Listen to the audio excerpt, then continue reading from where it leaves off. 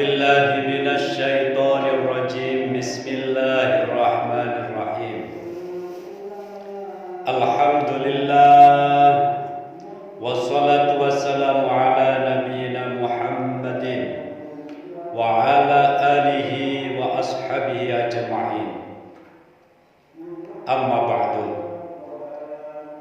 Sahabat muslim dimanapun berada, di dalam video ini beliau Gus Ubad Aminullah mengambil ibarat atau teks kitab Ihya Ulumuddin itu di juz 3, di mana di situ menerangkan tentang Kitabul Ghurur.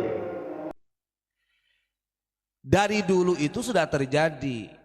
Bani Alawi itu, mereka itu selalu menyandarkan harapan mereka itu dengan kebaikan-kebaikan nenek moyangnya mereka.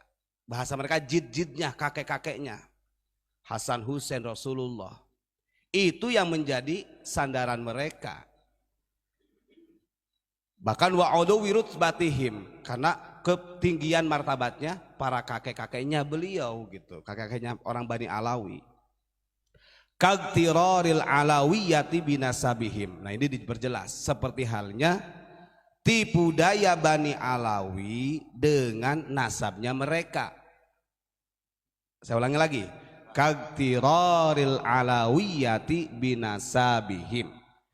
Seperti bahayanya tipu daya Alawiyah Bani Alawi dengan nasabnya mereka. Yaitu sebuah keterangan yang menerangkan tentang tipu daya. Nah, menurut beliau ada sebagian kitab dari Ihya Ulumuddin di juz 3 itu yang dihilangkan oleh beberapa oknum sehingga Kitabul Ghurur ini tidak ditemukan. Kalau di kitab yang saya punya ini, nah, di halaman ini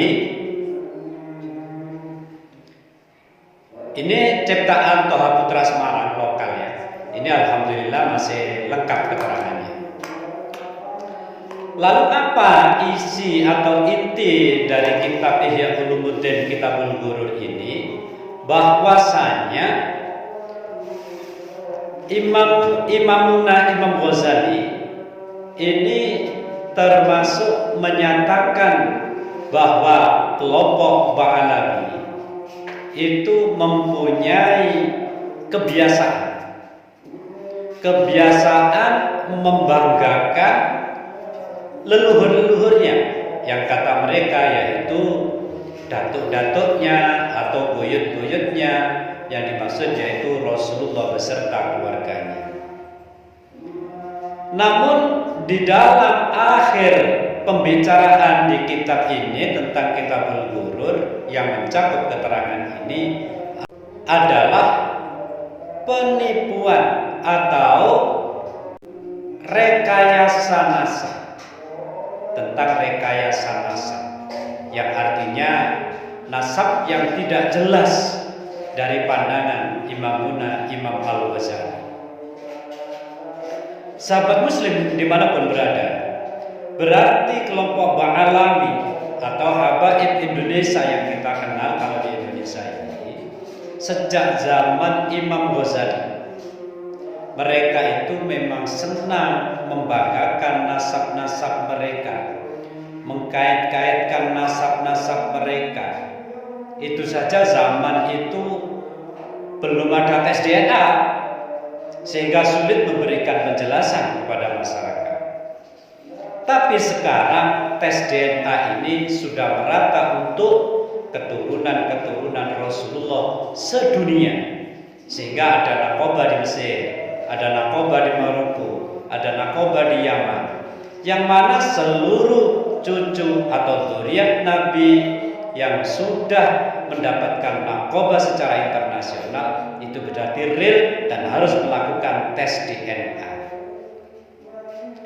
Jadi tes DNA itu sekarang menjawab semua polemik yang menjadi perbincangan yang menjadi kontroversi. Karena apa? Nasab itu dengan mudahnya untuk digaungkan, tapi sangat berat untuk menelitinya, semacam itu. Namun dengan adanya tes DNA secara internasional keturunan dari Nabi atau zuriat Rasulullah ini bisa terbaca dengan akurat 99%. Sehingga tidak pernah ada sejarah mengatakan tes DNA ini tidak benar. Karena sifatnya ilmiah, sifatnya pengetahuan ilmiah yang tidak bisa tertolak itu, semacam itu. Sahabat muslim dimanapun berada, rumitnya permasalahan habaib Indonesia karena sifatnya ini juga internasional. Apalagi di Indonesia ini sudah seluruh negeri sudah dihampiri atau sudah diduduki oleh kelompok habaib, dan seluruh masyarakat ini sudah terdoktrin oleh para habaib yang mana beliau itu selalu menggaungkan keturunan Nabi. Sedangkan orang-orang pribumi Indonesia kalau tahu itu keturunan Nabi sudah lupa segalanya. Kalau itu benar sih tidak ada masalah. Tapi kalau keturunan Rasulullah ternyata palsu, seperti yang sekarang bisa dibuktikan secara kajian ilmiah ini, berarti sementara ini tertolak dan wajib kita menggaungkan, wajib kita menyebarkan seluruh hasil dari penelitian Ki Haji Imaduddin Usman CS, termasuk Kuskubat Aminullah. Sahabat muslim dimanapun berada, ringkasnya terkait yang dibaca oleh Kuskubat Aminullah di dalam kitab Ihya Ulumuddin ini adalah bahwa tipu daya nasab yang digaungkan oleh Bang Alawi sejak zaman Imam Ghazali ini memang menjadi identitas atau kriteria kelompok Bang Alawi sampai saat ini di Indonesia. Kan sering itu di Indonesia, dalam diri anak mengalir darah Rasul. Ya hanya kelompok-kelompok itu, yang lain dah. Padahal ini dilarang oleh agama semacam itu. Sehingga Gus Ali Tulangan Sidoarjo ngendikan demikian. Beliau berkata seperti di video ini. Mbuh ono Habib sapa ngomong, jangan berani-berani dengan saya, karena di tubuh saya mengalir darah Rasulullah sallallahu alaihi wasallam. Jari wong Sidoarjo iki kaspo. Tas tujuane wong cek percaya duwike cek metu. Tujuane wong cek percaya duwike cek metu. Tujuane wong cek percaya duwike cek metu. Siapa yang menyakiti saya berarti menyakiti Rasulullah. Tapi siapa yang bisa hormat dan baik dengan saya berarti hormat dan baik dengan Rasulullah sallallahu alaihi wasallam. Kecik melipet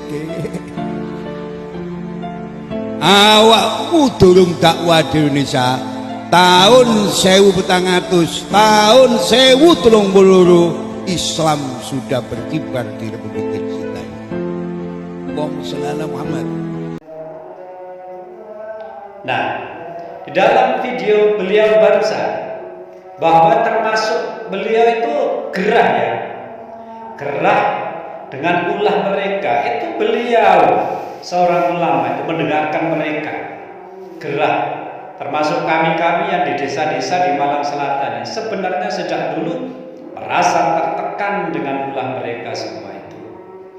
Namun kegigihan, kekuatan iman sekali lagi dari Ki Haji Imaduddin Usman Al-Bantani benar-benar membuat pribumi di Nusantara ini berani bangkit untuk menegakkan kebenaran. Sekali lagi, menegakkan kebenaran sesuai penelitian dari Kiai Haji Imaduddin Usman Al-Bantani.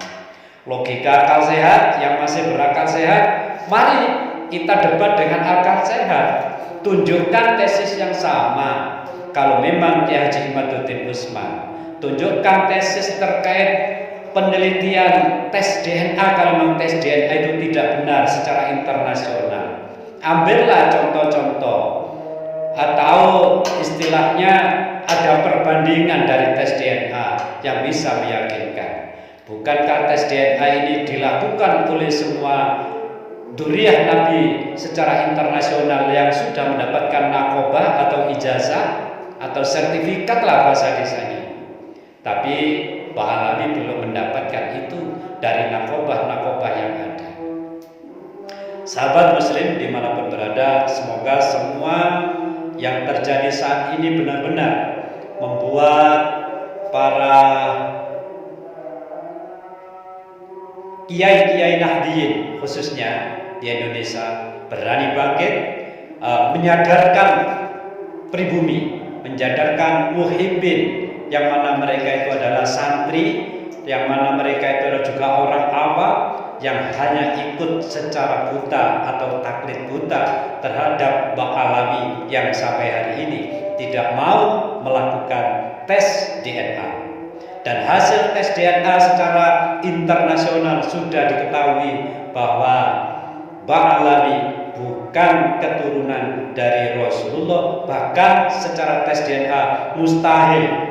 Dari penelitian tes DNA tersebut hasilnya mustahil menuju terhadap nasab Rasulullah. Demikian, wallahul muwaffiq ila aqwamit thoriq. Assalamualaikum